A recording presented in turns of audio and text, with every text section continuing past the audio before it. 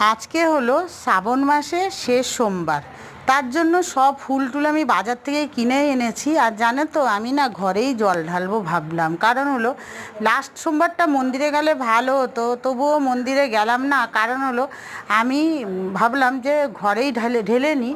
আর একবারই আমি শুধু মন্দিরে গিয়েছিলাম, সেই ভিডিওটাও আমি শেয়ার করেছি। যাই হোক, আর এই যে আকন্দ ফুলের মালা দেখছো না, অনেক সস্তায় পেয়েছি।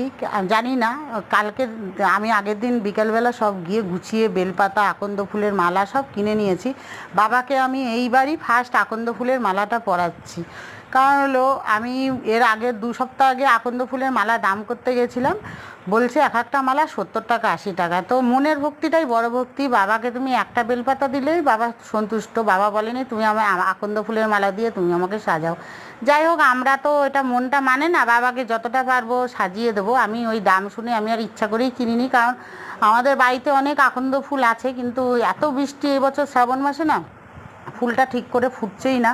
শ্বেত আকন্দও আছে, এমনি আকন্দও আছে, রাস্তাঘাটে তো আকন্দ ফুলে ভর্তি। তো এই দেখো নীলকণ্ঠ ফুলটা দেখছো, এই ফুলটা বাবা আমি কিনেই এনেছি। যে দোকানদার যে ফুল বিক্রি করে সে আমাকে অনেক জবা ফুলও দিয়েছে, আমার বড় মাও আছে, বড় মার চরণেও দিয়েছি। আর এদিকে রজনীগন্ধা ফুলের মালাটাও কিনেছি, 3টে মালা কিনে নিয়েছি। আমার মেয়ের জন্য একটা রেখেছি, আমার মেয়ে চান করে তো জল ঢালবে। যাই হোক, আমি জলটা আগে ঢেলে দিলাম। আর বাবাকে ভোগ নিবেদন করেছি আমি রসগোল্লা দিয়ে, কারণ বাবা রসগোল্লা ভালোবাসে, মানে রাজভোগ।